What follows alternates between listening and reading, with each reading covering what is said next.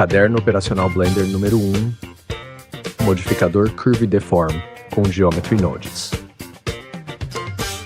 Modificador Curve Deform na forma tradicional. Vamos demonstrar como aplicar um modificador Curve Deform num objeto. Aqui, aumentei o tamanho do cubo no eixo Y em 20 unidades. Entrei no modo de edição e fiz 20 cortes ao longo do eixo Y. Depois adicionei uma Bezier Curve, que será utilizada para deformar o objeto. Aumentei e editei essa curva.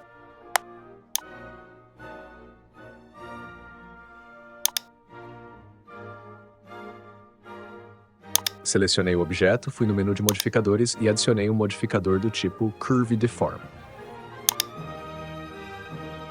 Selecionei nossa Bezier Curve como Curve Object. Neste tutorial, utilizaremos o eixo Y para deformação. Pronto, agora o objeto será deformado de acordo com o formato da curva, no eixo Y. Agora vamos mostrar como criar este modificador utilizando o Geometry Nodes. No Geometry Nodes não existe um nó nativo para essa finalidade, portanto, teremos que criar manualmente e aqui vamos explicar como fazer.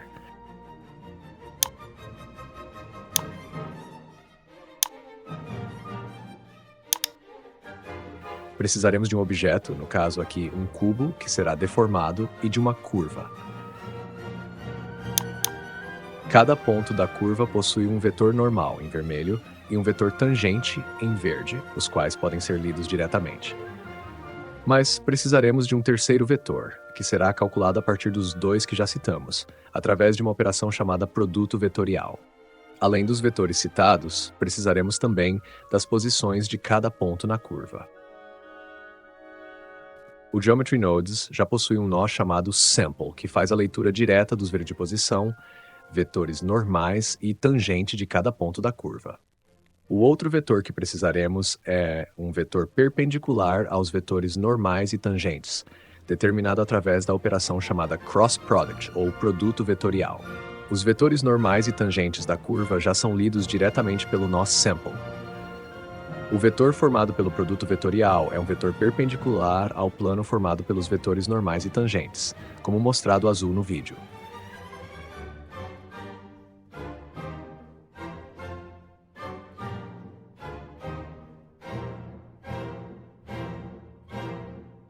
Mas como calculamos este vetor?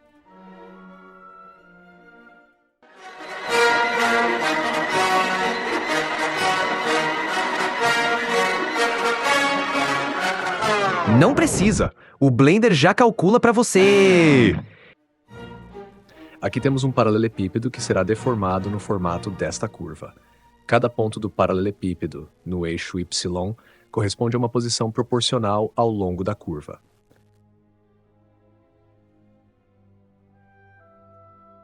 Cada ponto do paralelepípedo no eixo Y será posicionado numa posição proporcional ao longo da curva, levando em conta a direção dos vetores normais e do cross product referente àquele ponto da curva. Para isso, vamos associar o valor da posição x de cada vértice do objeto ao vetor normal do ponto correspondente na curva, e da posição z de cada vértice do objeto ao produto vetorial do mesmo ponto na curva. Os valores de y de cada vértice do paralelepípedo serão associados à posição de cada ponto da curva. Vamos ver como isso será calculado. Pegaremos um vértice como exemplo. Este vértice possui valores de x, y e z no espaço. O valor de x do vértice será multiplicado pelo vetor normal do ponto na curva. O resultado será somado à multiplicação do valor de z do vértice com o produto vetorial. O novo resultado será somado ao vetor de posição do ponto na curva correspondente ao valor y do vértice. Agora vamos demonstrar como isso é feito com um exemplo. Pegaremos primeiramente este vértice com índice 0, posicionado em x igual a 4, y igual a 0 e z igual a menos 4. Multiplicaremos o valor de x igual a 4 e o valor de z igual a menos 4 pelos vetores normal e cross product da curva, na posição correspondente. Neste momento, desconsideraremos o vetor de posição. Assim, temos esses resultados, que serão somados entre si, chegando neste resultado final, que é a posição para onde o vértice em questão deverá ser reposicionado. Vamos agora fazer o mesmo com os demais vértices.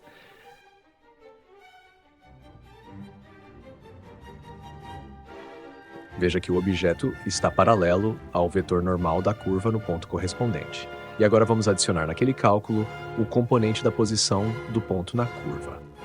Pronto. Agora vamos fazer isso para os demais. O próximo objeto, distante no eixo Y, será reposicionado de acordo com o ponto correspondente na curva. E assim por diante até o último vértice do paralelepípedo.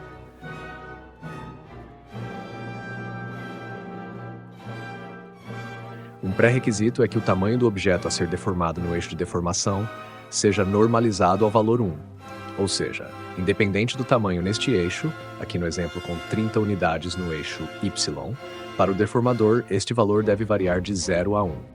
Como faremos isso? Vamos mostrar um exemplo de um objeto mais complexo. Existe um nó que faz a leitura dos valores máximos e mínimos de posição dos vértices de um determinado objeto, chamado bounding box.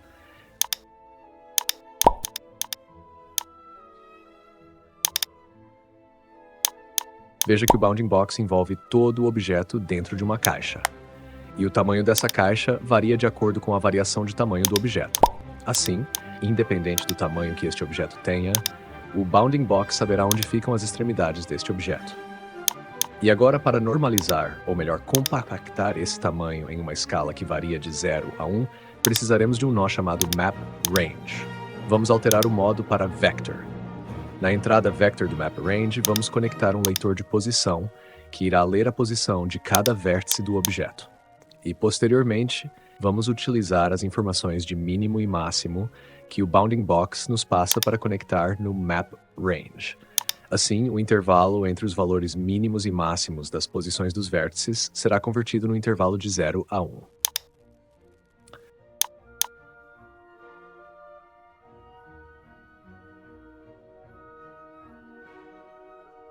Bom, agora que temos as ferramentas necessárias, Sample Curve, Cross Product, Bounding Box e Map Range, vamos partir para a criação do modificador Curve Deform.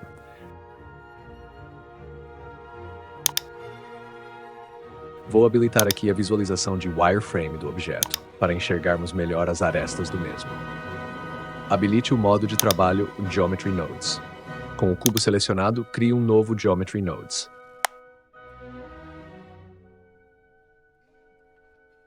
Vamos criar um paralelepípedo utilizando um cilindro de 4 vértices. Altere a profundidade, Depth para 20 e a quantidade de segmentos laterais para 50.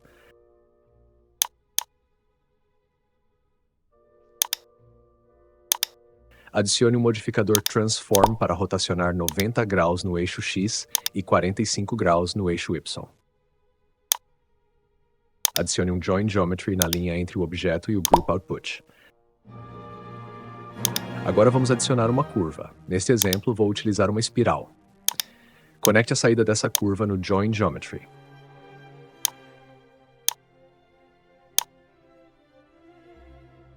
Vamos colocar os nós necessários para normalizar o tamanho do objeto, como mostrado anteriormente. Adicione um Bounding Box, conecte a saída do objeto nele, e adicione um Map Range, alterando-o para Vector. Conecte a saída Min do Bounding Box na entrada From Min do Map Range e a saída Max do Bounding Box na entrada From Max do Map Range. Adicione um leitor de posição, que irá ler as posições dos vértices do paralelepípedo e conecte na entrada Vector do Map Range. Acrescente agora um Sample Curve e conecte a saída da curva na entrada Curves deste nó.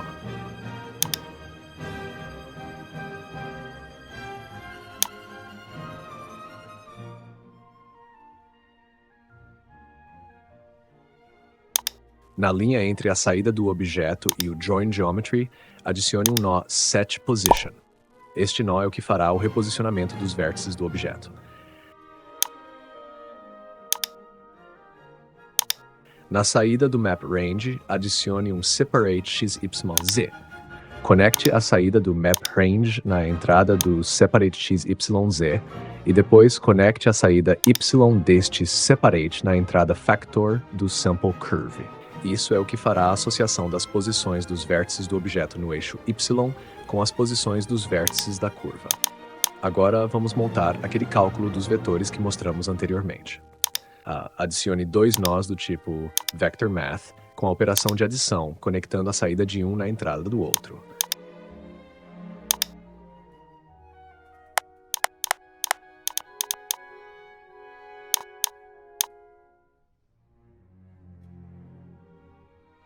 Adicione outro vector math, alterando a operação para cross product, que fará o produto vetorial entre os vetores tangentes e normais da curva. Conecte a saída position do sample curve numa das entradas dos vector math de adição. Adicione um novo vector math, alterando seu operador para scale. O scale é uma operação que fará a multiplicação entre um valor numérico e um vetor. Conecte a saída do cross product na entrada vector do scale. Faça uma cópia do scale. Conecte agora a saída normal do sample curve na entrada vector deste novo scale. Agora conecte a saída de cada scale numa entrada livre dos vector math de adição. Agora precisaremos obter os valores das posições x e z de cada vértice do objeto. Para isso, adicione um leitor de posição e um separate x, y, z. Conecte a saída x deste separate na entrada scale do nó conectado à saída normal do sample curve. Assim, temos um operador que irá multiplicar o valor de cada vértice do objeto no eixo x com o vetor normal do ponto correspondente na curva. Faça o mesmo com a saída z e o cross product. Pronto. Agora que temos nossa expressão matemática concluída, conecte o resultado na entrada position do set position. E voilá! O nosso objeto está deformado com o formato da curva espiral. Alterando os valores de y nos campos toMean e toMax no MapRange, alteramos o início e o fim da deformação. Podemos acrescentar operadores matemáticos para suavizar essa alteração.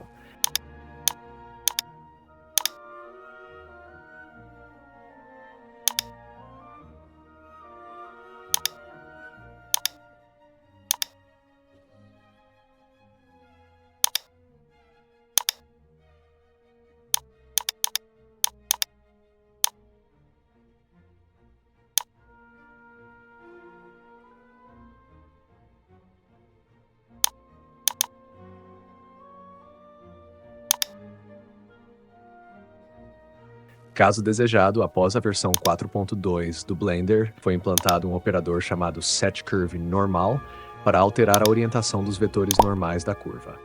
Neste operador, se escolhermos Z-up, os vetores normais apontam para a direção Z, eliminando torções.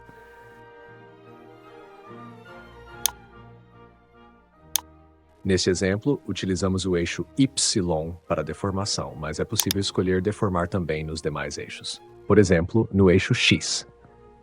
Para isso, ao invés de conectarmos o valor de Y extraído do MapRange no factor do sample curve, vamos conectar o valor de X. E ao invés de multiplicarmos o valor de X pelo vetor normal da curva, vamos multiplicar pelo valor de Y. E por último, vamos inserir valores no eixo X dos campos toMean e toMax do MapRange, ao invés do eixo Y. Dicas finais. Aqui temos um objeto que será deformado numa curva fechada, ou seja, um caminho cíclico. Antes, vamos conferir se os vetores normais do objeto estão na direção correta. Vá no menu Overlays e habilite a caixa Face Orientation. Se ficar vermelho, como mostrado aqui, as normais estão na direção errada. Para corrigir, vá na ligação entre os vetores normais e tangentes da curva com o operador Cross Product e inverta as conexões. Se o objeto ficar azul, as normais do mesmo estão apontando corretamente. Aqui vemos que quando o objeto chega ao final da curva, ainda que esta seja fechada e cíclica, ele colapsa. O mesmo ocorre quando chega no início. Para uma movimentação cíclica sem colapsos, devemos adicionar, após a curva, um operador setSplineCyclic e marcar a caixa Cyclic.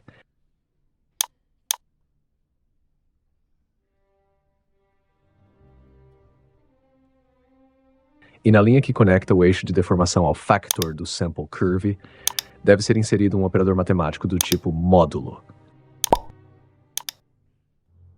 Aqui utilizamos o floor módulo. O valor do módulo deve ser igual a 1, já que o factor varia de 0 a 1. Pronto, com isso temos uma deformação cíclica.